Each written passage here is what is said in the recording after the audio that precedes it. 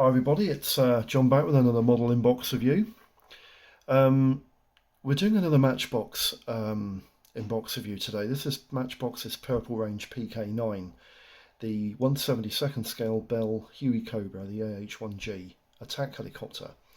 There's an image here of an AH-1G attack helicopter being operated in the Vietnam War. And there are a couple of things that are quite interesting about this particular picture. The first is this is actually the same version of the AH-1G Huey Cobra that the Matchbox kit actually depicts. The second is that in an awful lot of Bell Huey Cobra images, the fin stabilizers here, these horizontal stabilizers here, tend to be orange or a sort of an orangey fire red colour. But you can clearly see in this image that they're actually green, the same colour as the olive drab finish on the rest of the aircraft. And the other thing that I found quite startling is the pilots' uniforms are orange. I always thought that Army uniforms were green, but it clearly shows here, and this aircraft is actually in operational service in the Vietnam conflict, and the pilots' uniforms are definitely orange with white helmets, which is quite interesting. I always thought that was quite interesting. Yeah, very interesting indeed. The other thing that's interesting is the Matchbox kit's tail rotor is on the starboard side, and this image clearly shows the tail rotor on the port side, which is quite interesting as well. I always thought that was quite funny. So I don't know whether they experimented with because the Matchbox kit is actually based on the prototype. It's not based on an operational aircraft, but it is the prototype and the version that actually went into operational service in the Vietnam War. And whether they switched the tail rotor over to the port side from the starboard side, or whether this was just an evaluation aircraft, I'm not quite sure. But quite a lot of Huey Cobras were put into operational service in Vietnam to evaluate their combat ability prior to being pressed into service in quite large numbers. But this is definitely an operational aircraft in the Viet Cong theatre. Right, the boxing history. Let's go straight into the boxing history. Got a couple of things to say about the boxing history, but we'll get to it as we get to the photos. The kit's life started when the Purple Range was initially released in 1972 as Matchbox's initial entry into the modelling world, and PK9's Bell Huey Cobra was released in a flip-top lid in 1972 in their Series 1 boxings, just like the rest were. It's quite easy to find a first-generation, first-release box, or rather, they're not so easy to find, but it's quite easy to ID. It's the fact that they do not have a two-colour logo on the top of the box lid. And being a flip-top lid, these were the early renditions of the boxings that were released. The Type 2 boxings were also flip-top lids, I do believe, but by the time the Type 3 came in, they were all open-enders, and you'll see that as well. I just also wanted to show you a second image of the first release box. This shows you the adverts that you got on the side. You also had the Matchbox logo and a price tag locator here, and Huey Cobra PK9 1/72nd scale. And you had the Gladiator, the Strike Master, the Alpha Jet, and the Westland Lysander. This was actually PK5, PK7, PK8 and PK10 advertised on the side of the box, which was quite nice. So that's 1972. We went through into 1973, and this was the second release boxing. You can see the two-colour kit logo has been introduced. It's almost like a stamp, isn't it, beside the Matchbox logo there. You think you still had the adverts on the side of the box here for what was listed before. And it's a shame he's lifted that price tag, because it would have been quite nice to see something like maybe 26p on the box lid there, because that's probably about how much they would have gone for in 1973. Maybe 24 pence, I'm not quite sure, something like that. But that was the second generation box release. And then in 1974, the first open-ended boxes started to reach the market. And these also had a two-colour kit logo in 3 different colours. You had two-colour kit written in white with a black border to the logo labels, and then you had the range of the model in a round circle behind the logo. You can see that, this being the purple range, that would have been a purple disc. And again, you can see the sellotape mark there, which clearly defines that this is an open-ender box. So that's a 1974 third boxing release. And then in 1975, you got the next boxing release. Again, it's an open-ender. You can see the sellotape marking there. But they changed the two-colour kit logo into two colours. This would be red or purple, if you like, for the purple range, and a black sort of border around all the letters and numbers. And again, the same artwork that's always carried over from the previous boxings. So that's 1975. Then in 1979, the American company AMT, who build plastic models of their own in America, they went into a sort of a merger agreement with Matchbox to sell Matchbox kits in America under the AMT label. And Matchbox also got the rights to box a number of AMT kits in Matchbox kits, boxings. And this is where a lot of the Matchbox cars came from, the American style cars and the trucks that they sold. They were actually AMT models. And that came into boxing sales in about 1979. Then in 1982 we had a change of format, and this is primarily because Matchbox was bought up by a new buyer. I think he was Japanese, and he also instructed Revell to get involved with Matchbox's marketing. And this is where the idea of the marketing for Revell led to the possibility of Revell buying Matchbox up lock, stock and barrel, which happened around about 10 years after this. But 1982 saw a new style of boxing where you had the artwork changed. It's interesting that the tail rotor is on that side here, whereas on the real machine we saw earlier it was on the other side.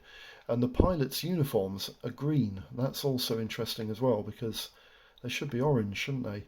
Or maybe the orange pilots for evaluation pilots. I'm not quite sure, 100%. Maybe somebody can put stuff in the comments for me and let the community know if they have knowledge of that.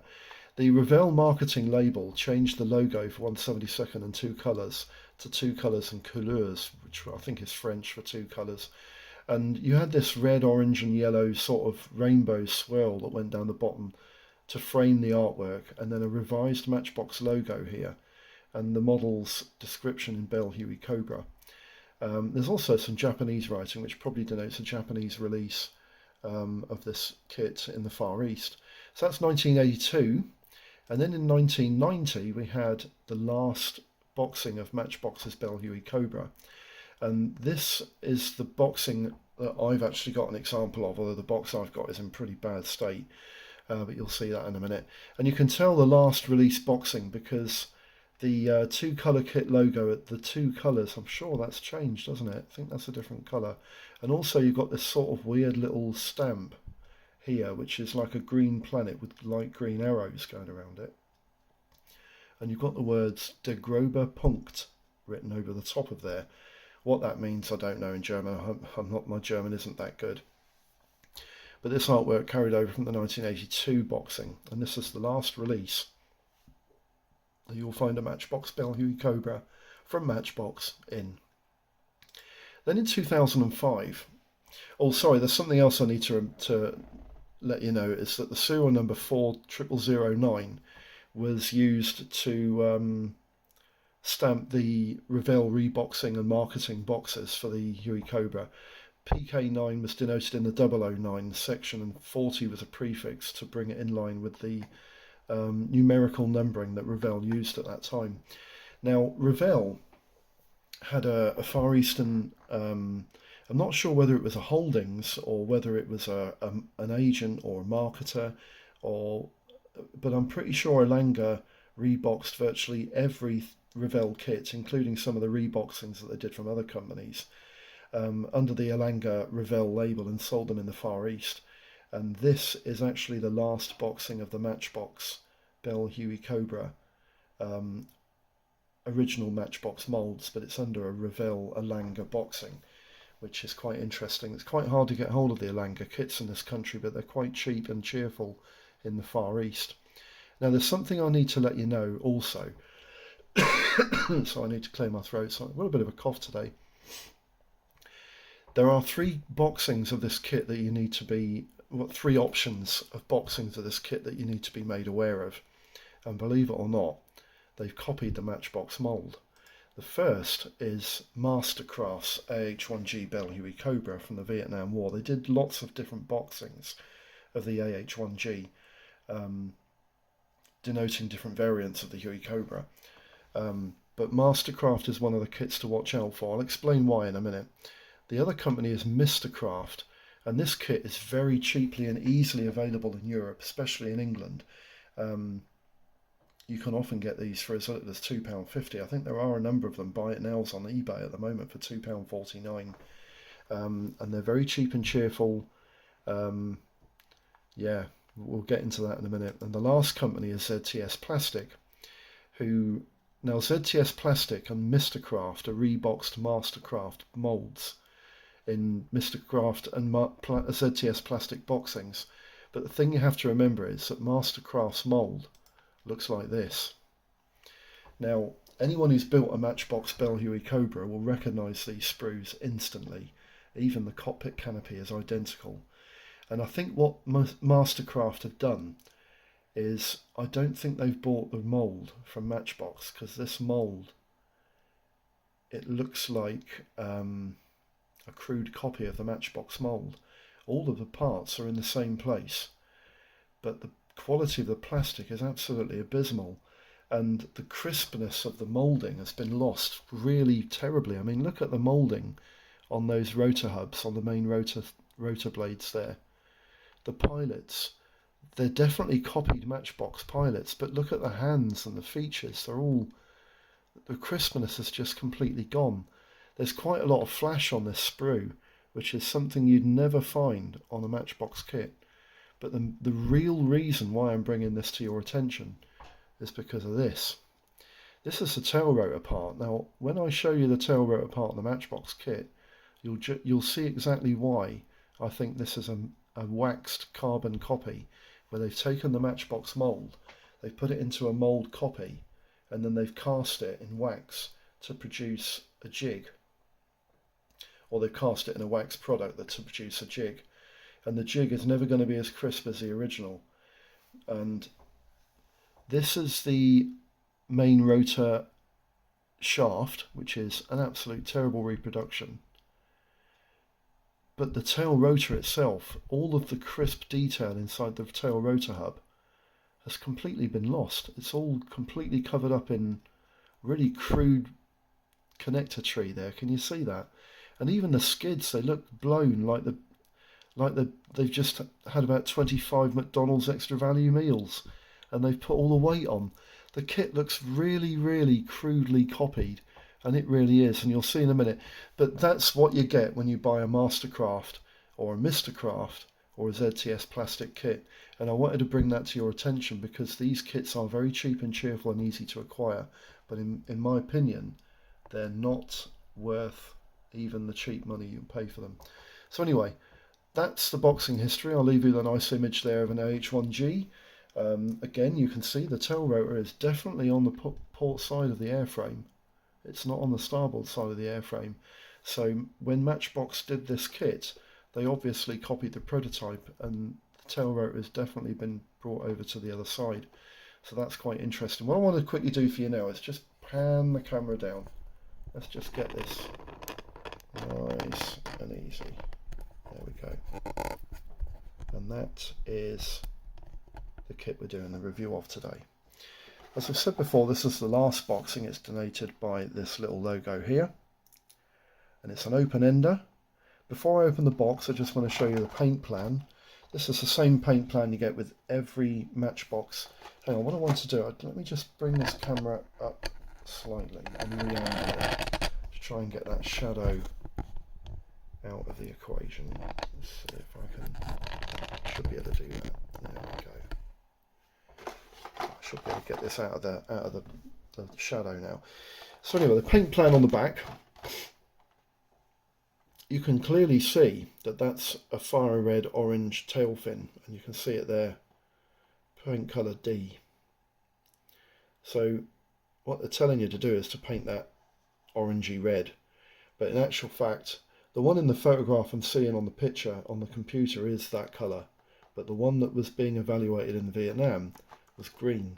So I don't think it matters whether you paint it green or whether you paint it orange, but the majority of them were orange.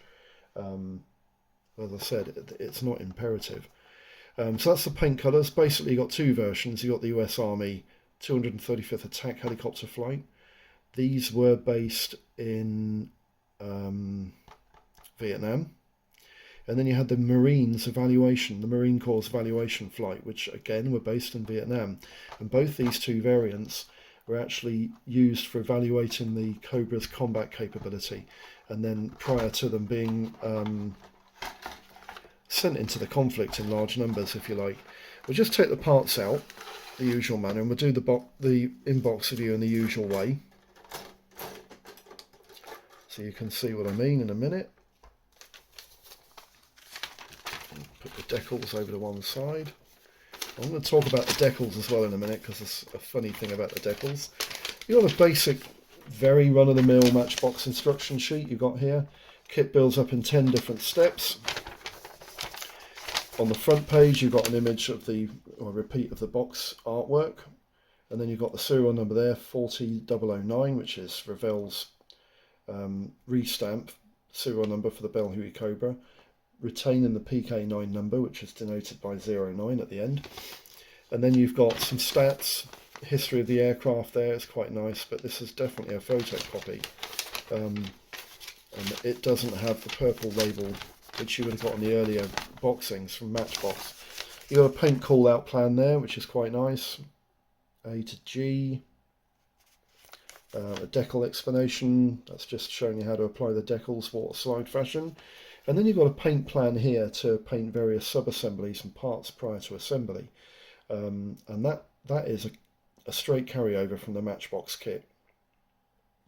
You can see some of the parts there. The kit's actually quite nicely detailed, as most Matchbox models are actually quite basic. This one is a little bit of an exception, and I think it has as much detail as any other 72nd scale helicopter kit. So basically in section 1 you're building the two sub-assemblies for the interior and the two pilots there, pilot seats, and then you put, in section 2 you put everything including the joysticks into the bathtub. Section 3 you're building that little 7.62mm machine gun that goes in the turret, the chin turret there, and then also in the back there's part 15, that's actually the Lycoming turbo shaft exhaust pipe that goes in the back of the orifice there. And then section 5 and 6 is the tail fin and tail rotor assemblies, and then you put the tail fin into place and they place on the canopy into section 7. I usually put the canopies on last, everyone knows that who watches my videos. And in section 8 you've got the main rotor assembly with the hub, shaft and the retaining pin and various and the actual mount there that goes on the top of the fuselage. And then in section 9 you're marrying all of the sub-assemblies together with the stabilisers, the tail skid at the back, and the armaments fit fins, which are quite nice, the little stub wings. And then in section 10 you're basically fitting the skids and the armaments fit to the kit.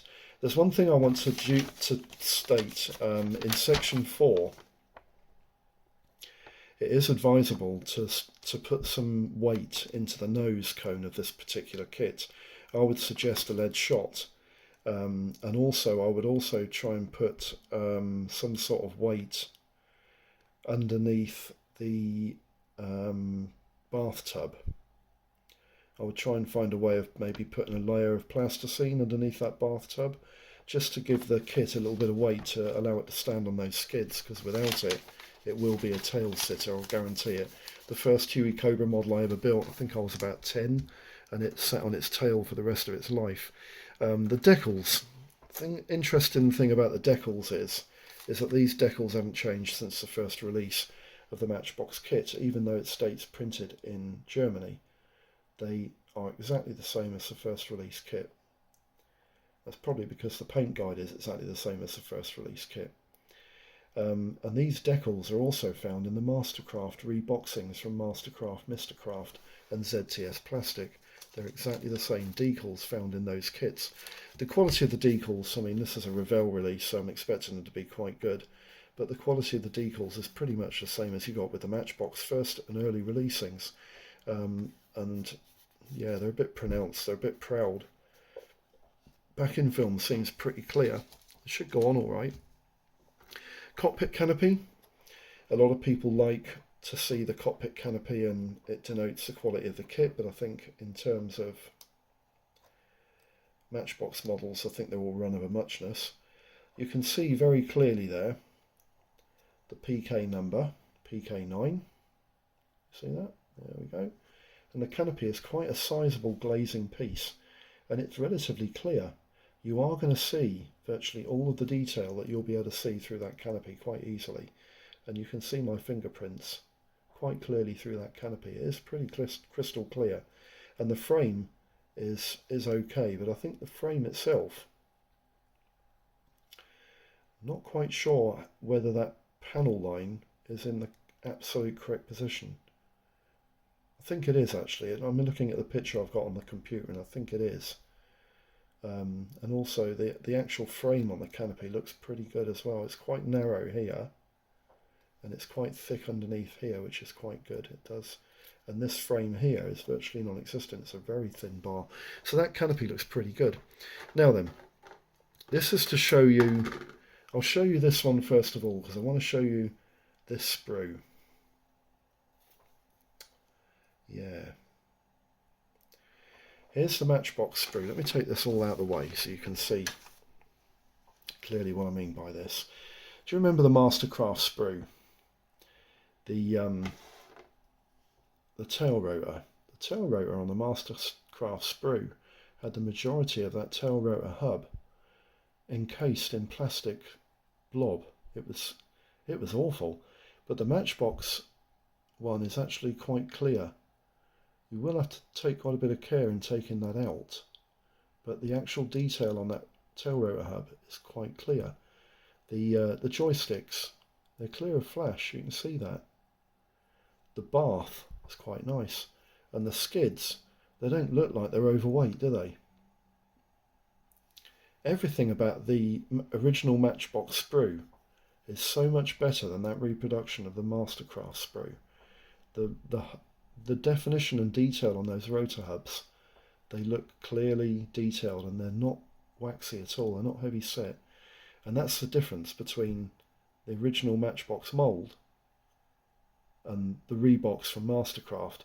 You can just see there it says made in blur because Revell always covered it up, and then PK9 because these moulds were shipped to the jigs were shipped to Germany and the kits were made in Germany. You can you can see. Do you remember the top rotor main rotor mount? How it looked very waxy and blur, and how the detail on the fuselage halves looked very heavy set, and they looked like they were just covered in a wax layer. And even the pilots, you can see their hands properly. They didn't look like they were just blobs with legs sticking out the bottom. And this is why I'm saying that the Mastercraft, and ZTS plastic kit, they're not worth the money. Yeah, they might be cheap and cheerful, but they really aren't. If you want to build a Mastercraft style kit, just get a Matchbox mould. It's much better, far better. And there's absolutely, well, there is a tiny bit of flash here and there, but not on the parts. The parts are flash clear. Apart from maybe that stabilizer there, you can see there's a little tiny bit on the trailing edge of that stabilizer, but there's not much else anywhere else. The parts are really nice. So that's the parts. The instruction method clearly defined. This kit is every bit as I remember it when I first built this kit many years ago. I think I've built another one for an ATC project that we worked on when I was in the ATC as a civilian instructor, teaching aero modelling and recognition and whatnot. And I did build one when I was in my late teens, prior to moving out of house and home. So anyway, that is the review. I just want to go through the Gumph. I'll just leave that. I'll leave it there like that actually, so you can see it, and we'll go through the Gumph so we can close this video down. Right, the inbox review is on the Matchbox Bell AH1G Huey Cobra, which is actually a Matchbox Revell marketed release of the kit. The kit's moulded in 1/72nd scale, and its original release date was 1972, but I have a 1990 model Rebox, and the serial number is PK9 from the Matchbox range, and Revell's serial number is 40009. There are decals for two versions, one from the 235th Attack Helicopter Squadron US Army South Vietnam, 1968, and the second is from the US Marine Corps evaluation flight from South Vietnam of the same year in 1968. The dimensions of the model are 7.5 inches long by 1.5 inches wide by 2.5 inches high on its skids to the top of the rotor unit, and the main rotor diameter is 7.25 inches. There are 15 parts on one light brown plastic sprue, 27 parts on a dark brown plastic sprue, and one clear part, making 43 parts in total. The options and costs, I've limited them to the small scales leading up to 1/72nd. There are larger scales available in 48, 32nd, but I didn't want to go through all of the scales available, because if you wanted to build a 72nd scale kit or smaller, then you wouldn't be interested in anything larger. The first option is a 144 scale mini wing AH1G Cobra. This is a vac form kit, and it retails for about £12 to £15. I've seen this kit made up in photo form, and it doesn't look that good, I'll be honest with you. 1/100th scale, you have a very good offering from Accurate Miniatures of an AH1G Cobra. This kit retails for between £8 and £10. Hobbycraft also do an AH1G Cobra for about £10 to £15, and Tamiya did an AH1G Cobra for £15 to £18. The Tamiya kit is very, very nice, but the Accurate Miniatures kit, in my opinion, is actually better. Aoshima and Revell reboxed the AH1G Cobra from Accurate Miniatures. The Aoshima kit, I've got no pricing details for it, but it's probably about a tenner, and the Revell boxings go for between £7 and £10. In 1/96th scale, Starfix did an AH1G Cobra in a bag kit. No pricing's available, but I'm guessing it's going to be a fortune because it's quite rare and would only ever be a collector's kit. I wouldn't ever recommend anyone try and build this. It's absolutely abysmal. In 1/90th scale, RI did an AH1G Cobra, which was actually quite nice. Again, I've got no pricings on that.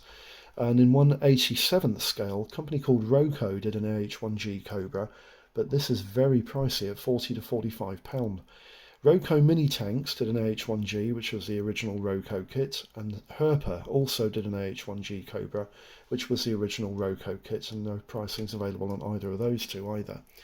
In 1/72nd scale, Aurora did an AH1G Cobra, which was a terrible model, didn't even look like the finished product.